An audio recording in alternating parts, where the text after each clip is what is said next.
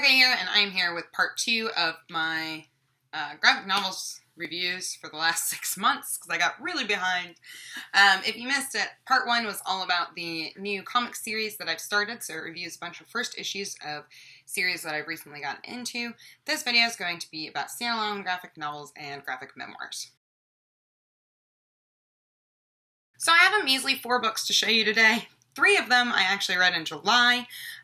One of them I read back in April, and that is all I have done as far as standalone graphic novels go in the last 4 months. But I did want to split this up a little bit so I didn't have one really long, droning video. And the first book I want to talk about is the only graphic memoir I've read lately, and that's Tomboy by Liz Prince. I had the pleasure of meeting Liz Prince at a con, and she's totally adorable. And this is about her growing up, and growing up as a tomboy. So she didn't and still doesn't fit the stereotypes of what good little girls should be like. She didn't like to play with dolls or wear dresses. She liked to wear baggy jeans, hats, flannel shirts, play outside, play video games, things like that, which are things that are normally associated with young boys. This is a really light look, and I say light because it's an interesting look at one individual's experience with not conforming to heteronormative gender stereotypes, and her experience kind of in trying to find who she belonged with and finding people who would accept her, as well as dealing with people who bullied her and who excluded her and exercised her because of how she dressed and what her interests were. I really, really like this. It follows Liz Prince from her elementary school days all the way up through her teenage years. The art's very nice. It's just these nice line drawings, and she has done this all herself. Very traditional kind of cartoon style drawing, but it was really fun at certain points.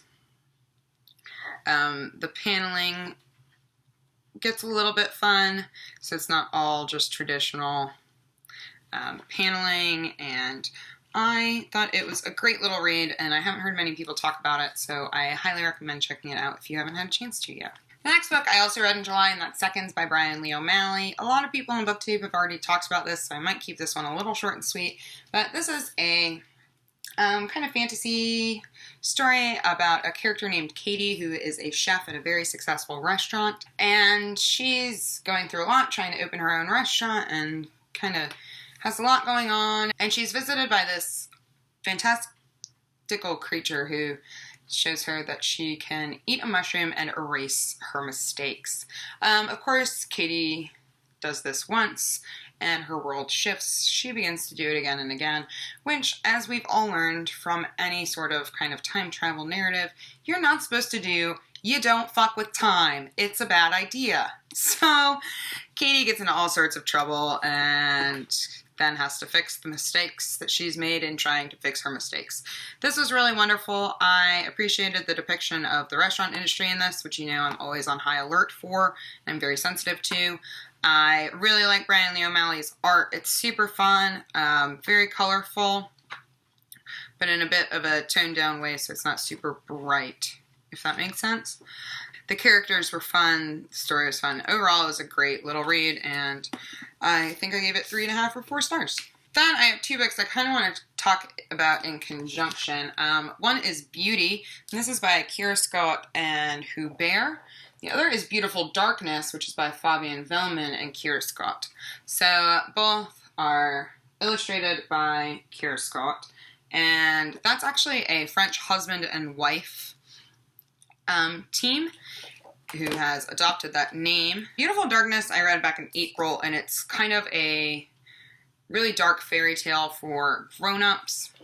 I don't want to give too much away about the story because you should really dive into this one on your own.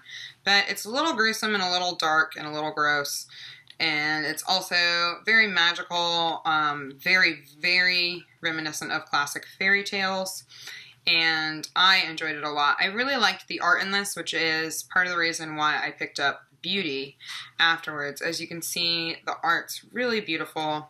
I like the way that the characters are drawn, and it really fit with the fairy tale feel of the whole story. So because I enjoyed that, I ended up picking up Beauty, which I haven't heard as much about as Beautiful Darkness.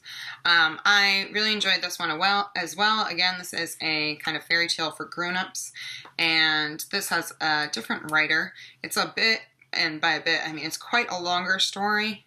It's a much more involved story than Beautiful Darkness was, and it is about a young girl who meets a fairy in the woods one day, and she's kind of, up until this point, been a peasant girl who's very ugly and nobody wants to be around her, and she wishes to be the most beautiful woman in the world, which of course causes all kinds of problems, because when fairies grant wishes, all kinds of mayhem generally ensues, and there's usually a very dark and twisted caveat. So we follow her adventures and the adventures of a few side characters as well. Again, the art is beautiful. These pages are glossier than they were in Beautiful Darkness, which I liked the kind of matte pages in Beautiful Darkness better, but the illustrations are quite similar. The characters are drawn quite similarly, and I thought this was a lot of fun too, so if this sounds like something you'd be interested in, I do recommend picking it up. I think I gave it 3 stars overall. It's a very, very beautiful physical object, so there's definitely that to be said about it. So, those are the measly 4 standalone graphic novels / one graphic memoir that I read in February through July. If you've read any of these or have any questions about them, let's talk in the comments. If you have any recommendations for me, again, I'm always happy to have them, and I hope you all are having a lovely day. Thank you so much for watching. Bye.